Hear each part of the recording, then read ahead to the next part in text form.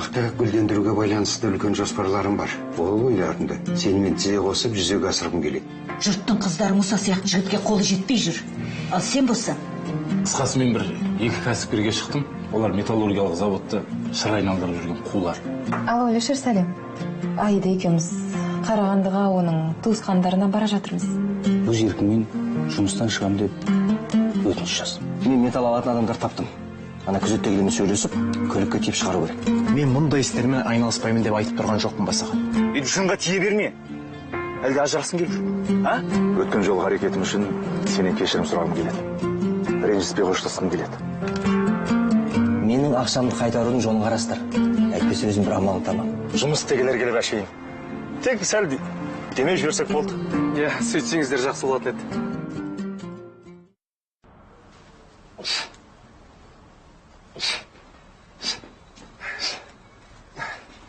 Неге ерте тұрып аласың? Демалмадың ба біраз? Ұйықтай алмадым. Ерте тұрып үйреніп қаламын ма? Ой қойшы. Сен білем бұл. Дәулет, кеше өз айтатын жағдайып сұраған жоқпын. Турбазадан неге кетіп қалдың? Уақыт өтпетті олар. Лақтырғаны қалай? Сен келісім шартың бар деп едің ғой. Бәрі бос сөз болып шықты ғой. Жалпы олон жаңа төлемақыларын барлығын төлеп тұрдың ба? Бәрін төлеп тұрдым. Чектеріне дейін әлі бар өзінде. Болды ғой енді. Неге бірден сотқа бермейсің? Мен болмаса өтемақысын төлетіп аласың. Әлшер, аналар бар ғой, сөйлесетін адамдар емес. Аулақ жүрген жақсы қайта. Өзің білесің ғой, мә, тегін сұртып ал. Рахмет. Егер қаласаң, менде бір-екі жақсы адвокат бар. Жо, рахмет. Өзің зауыттан біраз болды ма шығып кеткенге? Тыныштық па әйтеуір? Бәрі дұрыс. Бұл енді басқа әңгіме. Жарайды, өзің білесің ғой. Ал айт, сонымен Қарағандыға не үшін келдің? Айттым ғой кеше жұмыстармен деп. Жұмыстармен? Дәулет. Әлшер, қазір заңды түрде жұмыс істеймін. Бәрі дұрыс. Уайымдамашы? Дұрыс. Жұмыс істеу керек, Дәулет. Ең бастысы жұмыс. Сонда ғана бәрі ойдағыдай болады. Дұрыс. Бүгін үйде боласың ба? Көреміз. Онда саған кілт қалдырып кетейін. Жүр, таңғы асымызды шылайық. Қазір барам, бара бер. Жүр. Қазір. Саламатсың ба? Қарағандыға дейін бір билетке тапсырыс берші. Жоқ, қайтар жолдың билетін алмайық қой. Мүмкін сол жақта қалатын шығармын. Рахмет. Сау бол. Қарағандыға не үшін барасыз? Әлішер ағамен кездесуге барасыз ба? Біреудің әңгімесіне құлақ салудың жаман әдет екенін білесің бе? Білем. Бір шаруамен ұшып бара жатырмын. Түсінікті ме? Әжем біле ме? Артур, бұл туралы апам білмеу керек. Түсіндің бе?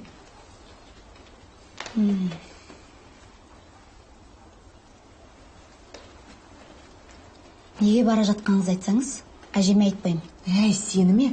Кіп-кішкентай боп, кісіні боп салаған.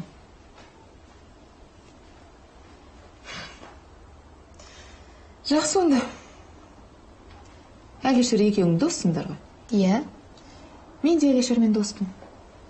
Онымен ақылдасып тұрасың ба? Мен де ақылдасып тұрам. Сол жұмыс бабымен бара жатырмын. Енді түсінікті ме? Жоқ. Онда әжем бұл туралы неге білмеуі керек? Артур, өйткені апам Әлішерді ұнатпайды.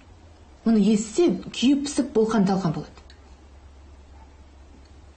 Оны маған ұрысқанын қаламайтын шығарсың.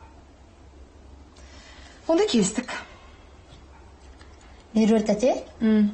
Жаңа смартфонның шыққаны білесіз бе? Дүкендерге түсіпті. Ал менің туған күнім тек жарты жылдан кейін. Ал керек болса. Артур, сен өзің кімге тартқансың, Жарайды онда. Келген соң қандай смартфон екенін көрсетерсің.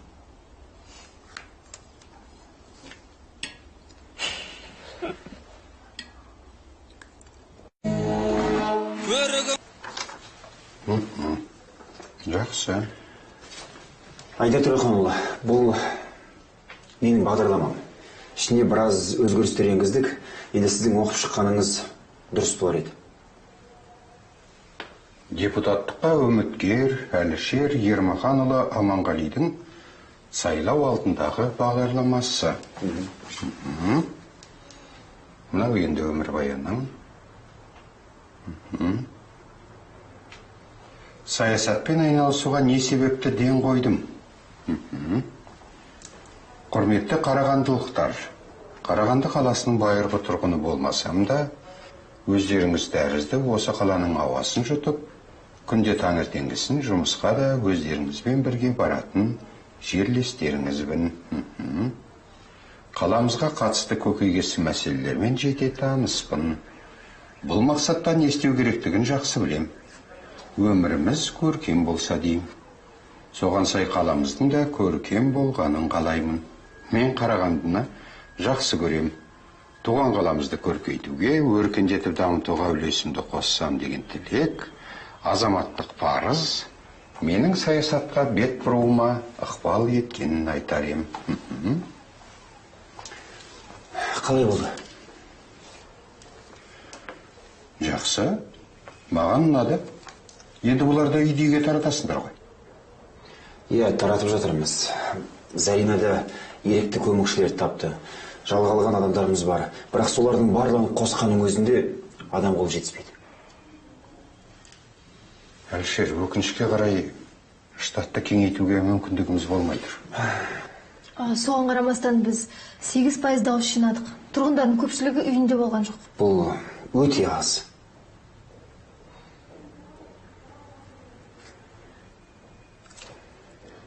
Әлішер Ермаханұлы, дайындалыңыз керек, жақын арада газетке сұхбат бересіз. Жарайды, мен кедергі жасамай қояйын. Өзім хабарласам. Ал, талабың оң болсын. Рахмет. Ғалия, меруертті көрдің бе? Ол 1 сағат бұрын үйден шығып кеткен болатын. Қызық. Бүгін үйде болам деп еді ғой. Артур, сен білмейсің бе? Иә, ол кешіріп келем деген болатын. Аидамен кетті ме? Білмеймін, солай шығар. Меруерт маған бүгін өте қажет еді.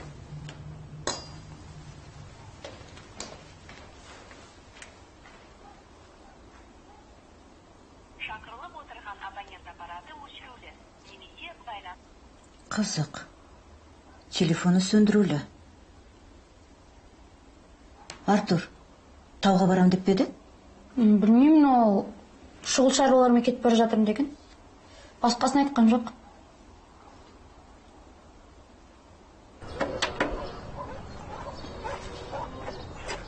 Қане? Мынаны қайдан алғансың? Мен саған сарайдағы Ниванканы алып кел дедім ғой. Оның қуаты таусылған. Мынау жаңа көршілерден сұрап алдым. Енді осының да қуатын бітіруіміз керек пе? Енді 2 сағат бойы айландыра бермейміз ғой. Бір қосылғанда отаса жақсы. Жарайды. Егер оталмаса қайдан апарып тастаймыз.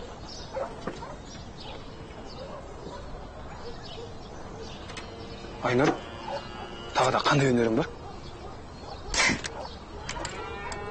Парашюттен секіргем, дельтапланнан ұшқам, таэквондомен айналысқам. Сонда осының бәріне қай уақытта үлгеріп жүрсің? Білесің бе, апамның арқа сүйейтін ешкім болмады. Сондықтан үйдегі ер азамат атқаратын шаруамен өзім айналысып үйренген. Көреміз бе? Көрек? От алдырайын ба? От алdır.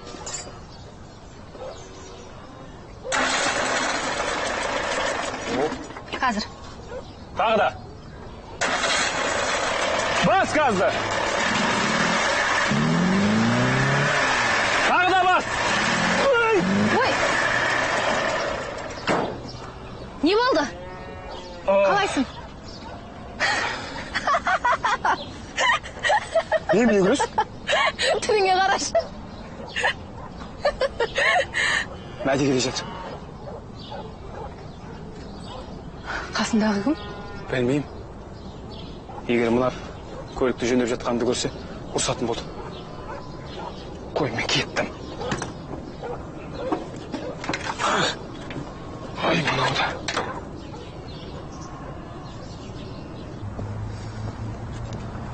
Маған жаңа киімнің үлгісін жіберді. Саған да жібере салдым. Қарап шық, егер ұнап жатса, тапсырыс береміз. Жарайды, көріп шығайын.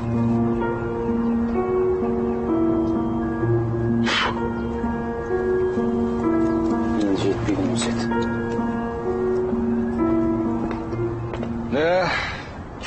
Басекеңдер кешігіп келе ме деп едім, дәл уақытында келдіңдер.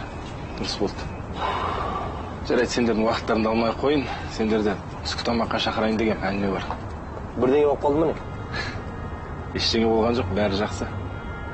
Сендер не дос адамдар ретінде дастарханға шақыра алмаймын ба? Шақыра алмайсың. Күтем онда. Жарайды, жақсы. Кездескенше. Тиіспеу керек еді. Осының бас кесердің әрекеті менің қан қайнатады. Енді ол бізге қысым жасайды да жүреді. Қайткен менде ойында не бар екен, соны білейік.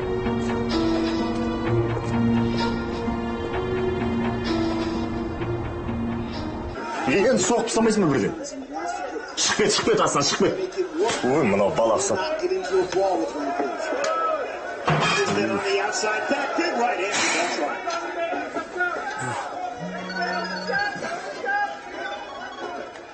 Иә, Санжар, дайынмын. Аха. Жасқа шығамын. Сен маған мекен жайын жазып жібере салшы.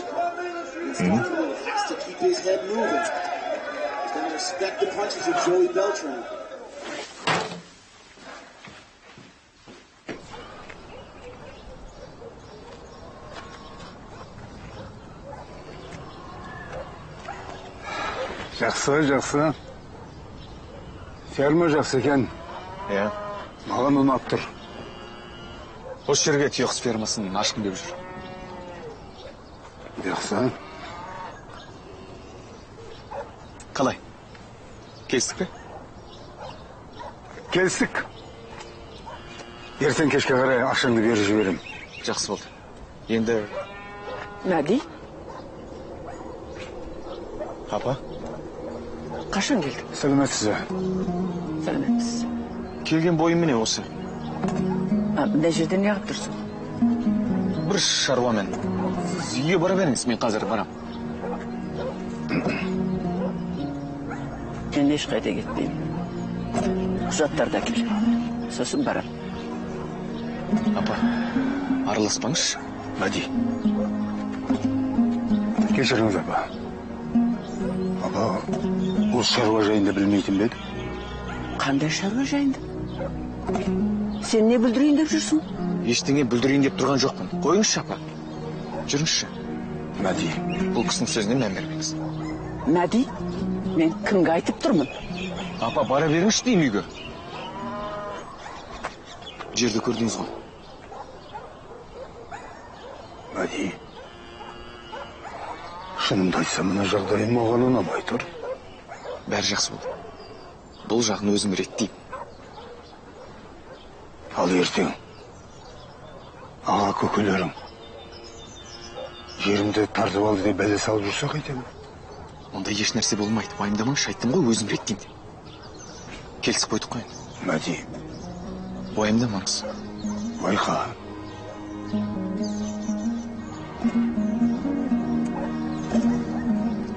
Бәрі жақсы болады.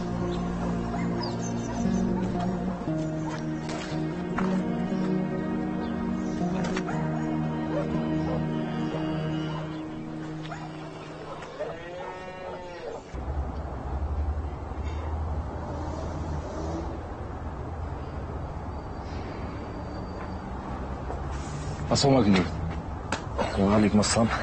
Дәулет, бүгін маңызды күн. Өзің білесің ғой. Мынауың не? Не болды? Дұрыстап киініп келмейсің бе? Не жаттығуға келгенде киініп келгенсің? Іштегі отырған жігіттерді білесің ғой, анау жігіттер емес. Сен өзіңде жетісіп тұрған жоқсың. Ескеріп қоймадың ба болмаса? Әлішердің бір костюм шалбарын киіп, галстугын тартып білетін ана. Тастат, мен кеттік. Жүр, бар күтіп қой. ән келе жатыр. Оларды мұнда неге шақырдың? Бұның арты жақсылықпен біте қоймас. Қорықпа. Олармен өзім сөйлесем. Ассалаумағалейкум жігіттер. Сау. Жігіттер танысып қойыңдар. Мынау менің досым және әріптесім Дәулет. Дәулет, мына жігіттер Мәулен, Жәнібек. Металлургиялық заводтың иелері.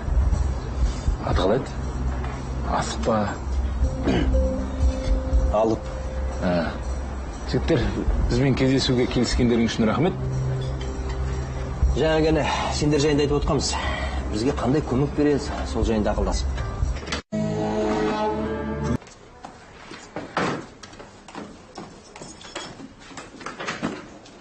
Саламатсыз. Сәлем. Ана жақта тағы осындай суреттер бар. Бүгіннен қалдырмай жан-жаққа бәрін жабыстырыңдар. Жақсы. Жабыстырамыз.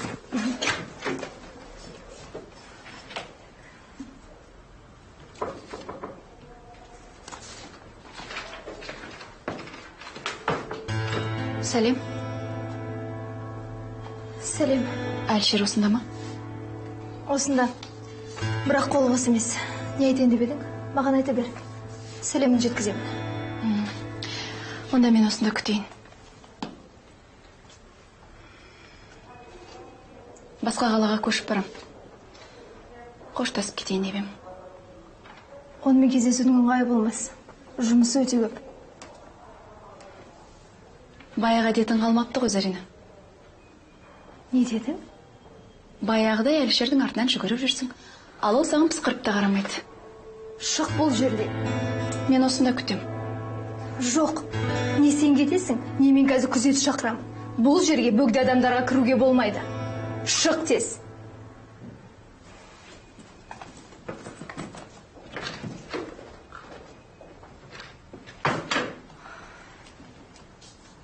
Ал енді бізден не көмек керек?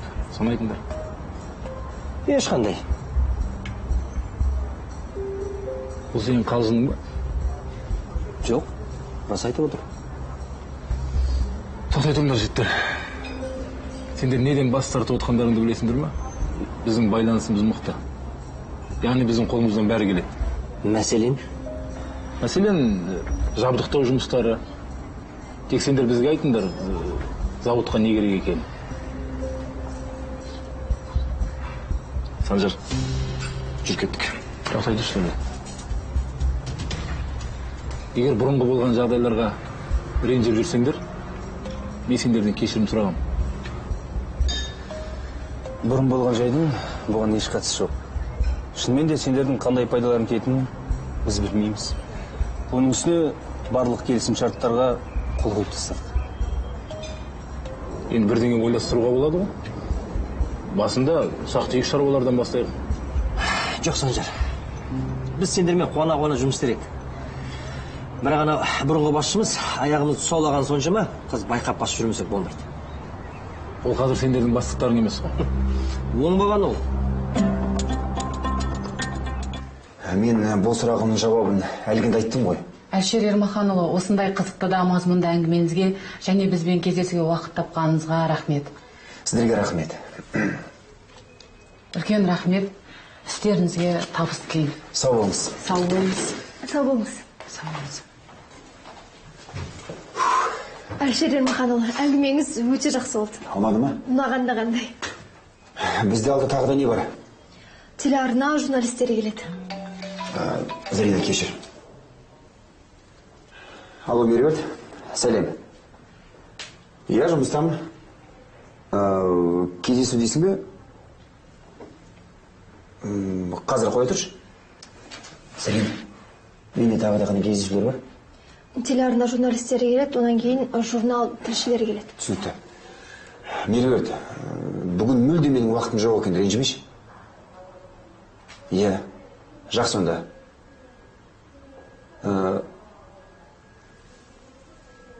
Он минут дейсің бе? Жақсы, қайда барайын? Келістік. Бұрынғы басшыларың аты кім еді? Оның атын қайтайын деп едің? Бәрін өзгертем деп оқшатылып келбеді, бүйірінен бір тепкенде тошы домалып кетті. Әлішер, Оның аты Алишер.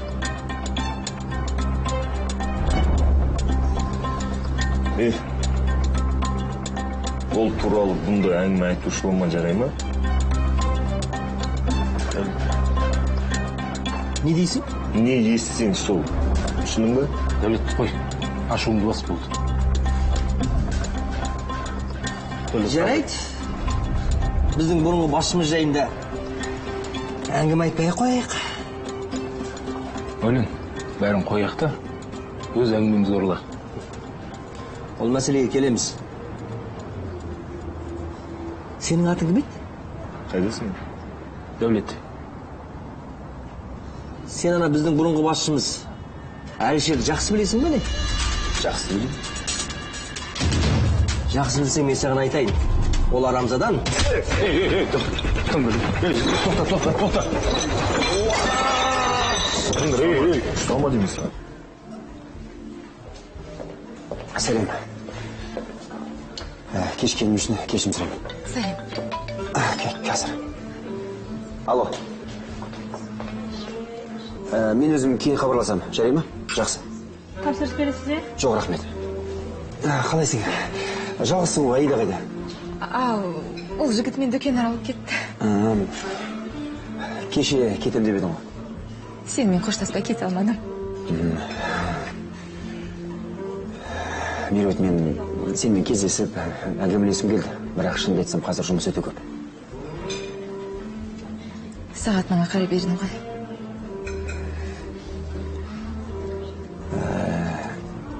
Әңгіменің тоқатеріне көрсек болу ма? Менде уақытты қыз.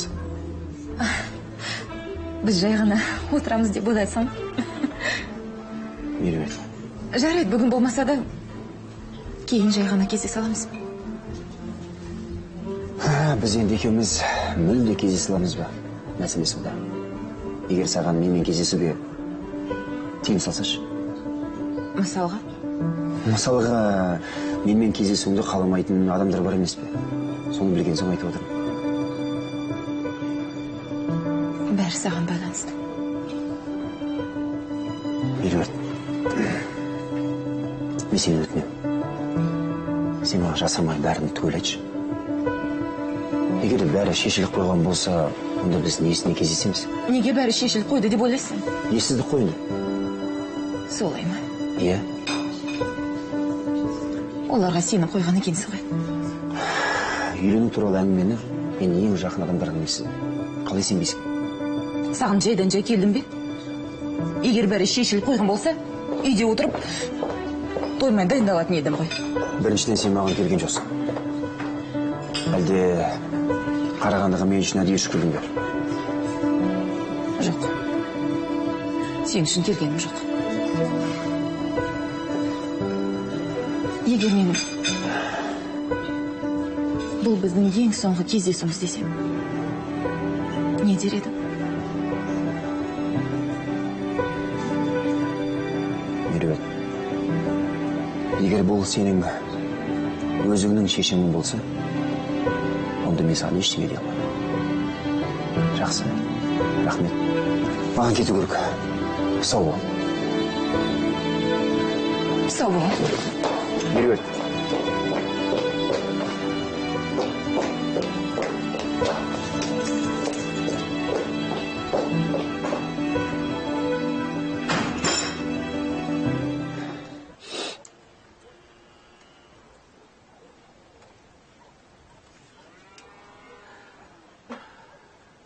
Шақырылып отырған абонент аппараты өшірілді.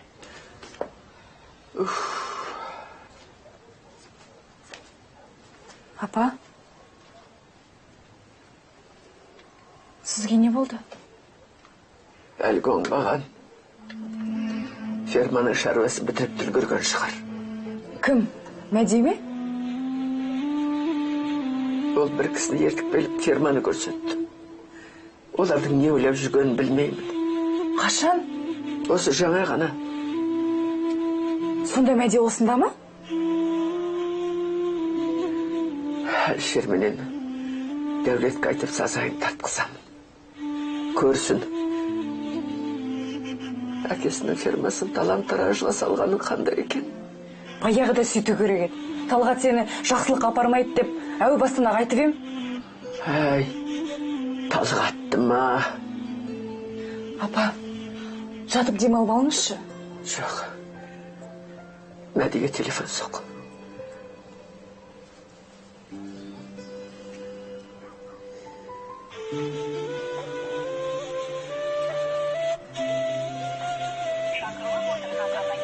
Жауап бермей жатыр.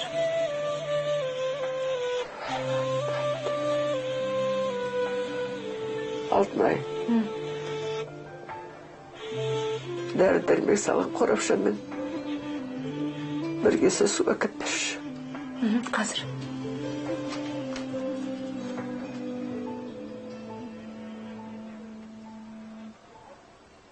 Иә, жақсы. Сау болыңыз. Әлшер Маханұлы, бәрі дұрыс па? Иә, бәрі жақсы. Жұмыстарың қалай болып жатыр? Қалай десем екен, телефонға тыным жоқ. Адамдар бірінен кейін бірі хабарласып жатыр. Не дейді? Арыз шағымдарын айтады. Енді олар сіздің тез арада депутат болғаныңызды қалап, қала халқының жағдайын жақсартқаныңызды сұрап, шағымданып жатыр. Түсінікті. Рұқсат па? Амансыңыз, Зарина? Сәлеметсіз. Базарбай кел. Ассаламағалейкум. Уалейкум сәлем. Ал, Зарина, алып заводының толық құрамы жиналды? Ассаламағалейкум. Сәлеметсіз. Уағалейкум сәлем. Ассаламағалейкум. Әлшер, толық құрамда 7 жиналдық деп айтуға болады. Айда Төреханұлы, алып заводының қызметкерлері жиналыпты деп, соны айтып көріп жатырмыз. Базарбай қалайсың? Жақсы, Айда Төреханұлы. Әлшер сайлауға түсіп жатқан естіп көмектесуге келдік. Өте дұрыс. Рахмет, дәл қазір біз көмекке өте зәруміз. Иә, зауыттағылардың барлығы Әлшер туралы айтып жатыр. Бәріміз бір ауыздан Әлшерге дауыс береміз дейді. Біз әлгі ана... Еріктілер ме? Иә, еріктілеріміз дейді. Өте жақсы. Зарина, онда Базарбайға және оның адамдарына біздің аймақты көрсетіп, үн парақтарын тарат. Иә. Жақсы, Базарбайға менімен жүріңіз. Иә, барам. Әлшер, біз саған сенеміз. Сен қайтсең де сайлаудан жеңіп шығуың керек. Солай ғой аға? Солай. Жақсы.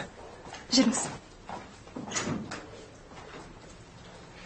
Әлшер, өткенде бір адамдармен жолығып тұрам деп ем. Иә. Қазір соларға барамыз. Өзіңмен кездескісі келеді. Жақсы. Не дептерім? Дәулет Көкшетаулық бапкер. Дәулет Көкшетаулық бапкер.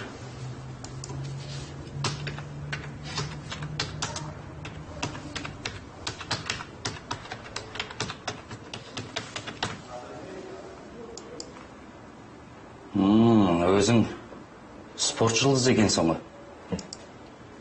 Мынау сенің суретің ғой. Е? Әлде саған ұқсайтын біреу ме? Жоқ, мынау мен ғой. Мынау шәкірттерім. Шәкірттерің бе? Бапкер. Туристік базаның аумағында тегін бокс үйірмесін ашқан. Тегін ба не? Иә, тегін. Енді балалар босқа жүргенше спортпен шұғылданғандар дұрыс қой? Дұрыс.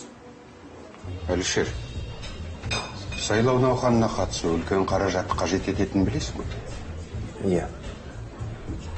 Үгіт науқанының нәтижелі болуы дәл осы кездесуімізге байланысты десем, артық айтқаным емес.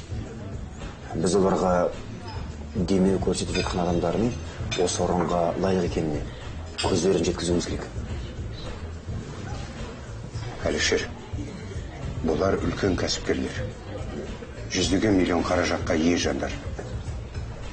Егер олар өз қамдарын ғана ойлап жүрсе, еш алаңсыз өмір сүрулеріне болар еді. Бірақ олар елде болып жатқан жайларға бейжай қарай алмайды. Елдің тұрмысын көтеруге мен әсірелеп айтып отырғаным жоқ. Еліміздің гүлденуіне өз үлестерін қосқысы келеді. Айда Төреханұлы, осы орынға лайық екен олардың көздерін жеткізейін бе жоқ па білмеймін. Бірақ осындай адамдардың барына мен қуаныштымын. Біріншілікте төбелес ашқансыңдар ма не? Оғанда өзім кінәлімін. Иә, жігіттерге обал болды. Кафедегі төбелеске де сен кінәлісің бе? Жоқ. Енді Ол жерде ағамды қорғадым. Ағам болды ма? Ағам болған жоқ. Жаңа анау кім еді таяқ жеген? Мәулен. Иә, Мәулен. Сол ағама тіл тигізді. Дәулет, негізі сен жақсы жігіт көрдесің. Жұдырық жұмсамауың керек пе еді? Енді барлығы Мәуленнің қандай шешім қабылдауына байланысты. Егер ол арыз жазса, сені қамап тастаймыз. О, Хамит Қалығұлы, қош келдіңіздер. Рахат, қош келдіңіздер. Әлішер, танысып қой. Хамит Қалығұлы, Уәлихан Аманұлы. Өте қуаныштымын. Не қалайсыздар? Шай. Әлішер, сіз деп сызылмай сенге көшейік. Өте дұрыс. Сенің мына сайлау алдындағы бағдарламаңды оқып танысып шықтық. Иә. Бағдарламаға байланысты ойларыңыз қандай? Бүгінгі күннің бағдарламасы. Қаланың көкейкесті мәселелерін шешуге білек сыбана кіріскің келетінін жақсы айтқансың. Ыстық су, көшедегі тәртіп, қаланың шет аймақтарына газ жүргізу, бұлардың бәрі бірінші кезекте шешілуге тиіс өзекті мәселелер. Жақсы. Көкейдегі ойларды дөп басқансың. Бірақ осы бағдарламаңа қалай есім екен? Елді елең еткізер, түйінді ой жетіспейді. Бұл өзге де үміткерлерге тән кемшілік. Бір-бірінен айырмашылық жоқ. Әлішер, бұл жерде елді соңынан ерту үшін елден ерекше сөйлеуде отырғам жоқ. Ел онсыз да сенет, соңынан ерет, елдің үмітін ақтайтын жақсы азаматсың. Бұл жерде ең бастысы өзің үшін керек. Сол себепте мақсатың темірқазықтай айқын болу керек. Және де өзгелерге де жарқаты көрсетуге тиіс. Сонда ғана артынан ерген халық барлығын қойып, әлгі мақсатты орындау үшін бір кісіде жұмылуға деді. Сондықтан сенің ойың, тілек ортақ, сенің серігің болу керек. Рахмет. Түсінікті. Ойымды жеткізе алдым ба, менің айтпағым осы еді. Әзірге сенің бағдарламаңды соншалық бір өзгешілік көріп отырған жоқпын. Ішінде тек қана мерзімді орындалуға тиіс іс-шаралардың тізімі ғана.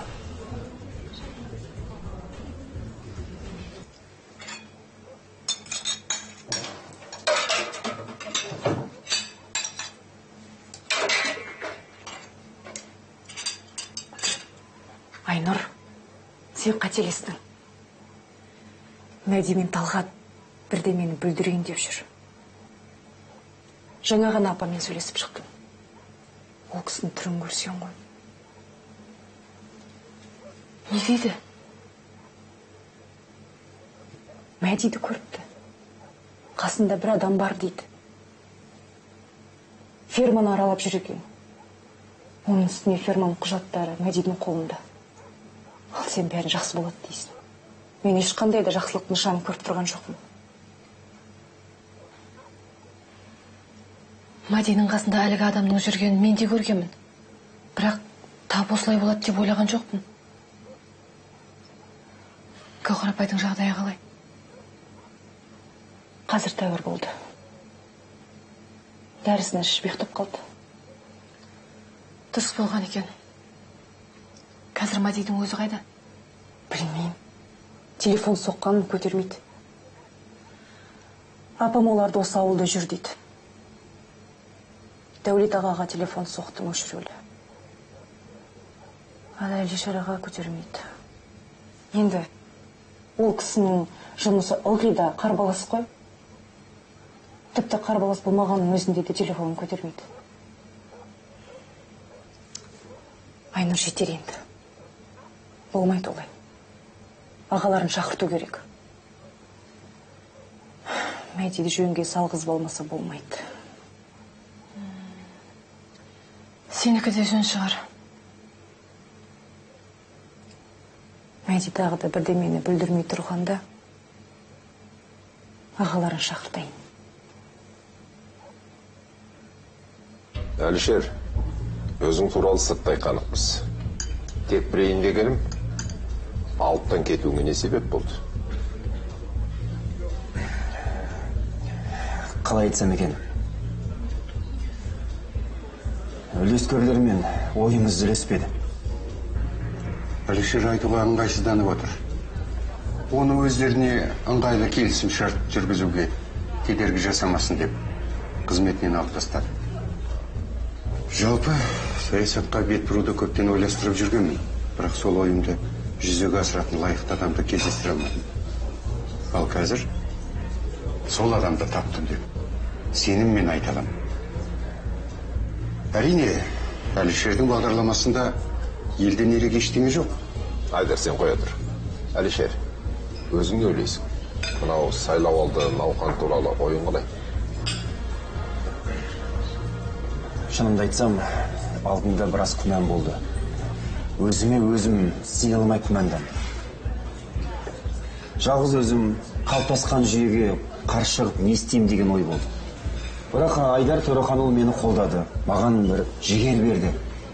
Бүгінгі телефоныма тынымсыз соғылған қоңыраудан кейін, сол адамдардың сөздерінен кейін, олардың маған үлкен бір үміт артып отырғанын сендім. Олардың мынау жалынды сөздері маған қанат бітіргендей, бойыма бір күш қуат сыйлағандай болды. Аға, мен алдыға қойған мақсатыма жете алатыныма сендім. Бірақ сіздің мына сөзіңізден кейін тағы да күмәндана бастады. Жоқ, одан аулақпын. Қайта сіздің сөздеріңіз маған ой салды. Дәл қазіргі таңда маған не керек? Мен соны білдім. Шынымды айтсам, осы күнге дейін бұл ой қалай маған келмеген деп таң қалдым. Сіздер біраз нәрседен менің көзімді аштыңыздар. Үлкен рахмет сіздерге. Уәлихан маған қарсы болмас деп ойлаймын. Бұл мәселені бірігіп отырып шешкеніміз жөн болар. Әлішер, сен менің сөзіме құлақ сал. Сенің ынтаң, тазалығың маған өте ұнайды. Бізді алда үлкен істер күтіп тұр. Мәслихат бұл тек алғашқы қадам. Біз әлі мәжіліске барамыз. Бірақ ең әуелі мәслихатта орнығып алу керек. Әрине. Мырзалар, сіздерді дұрыс түсінсем, Әлішерге сенім артып отырсыздар ғой. Әрине біз қолдау көрсетеміз. Үлкен рахмет сіздерге. Рахмет. Сіздердің сенімдеріңізді ақтау үшін бар күш жібердім саламын. Рахмет. Рахмет. Көп рахмет.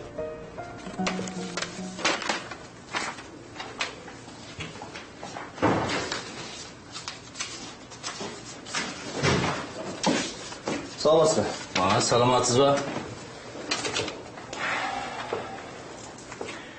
Мен Дәулеттің үстінен арыз жазбақпын. Арыз дейсіз бе? Мәлем бұл әдеттегі төбелес қой. Ер шекіспей, бекіспейді деуші ме еді? Мұның қажеті қанша? Түсінбедім. Сіз менің арызымды қабылдағыңыз келіп отырған жоқ па не? Ол мені ұрды. Ұрған кезде бәрі көрді. Мен арыз жазамын. Әрине, сіздің олай етуге толық хақыңыз бар. Бірақ Дәулет жақсы жігіт көрінеді. Жігіттерді боксқа жаттықтырып жүр екен. Оның қолынан шыққан балалар қайбір жетіскен балалар болады дейсің, а? Өз сияқты делқұлдар шығар бәрі. Сіз дұрыс айтасыз. Мен бұлай істеуге толық хақым бар. Мен Дәулеттің түрмеде отқан қалаймын.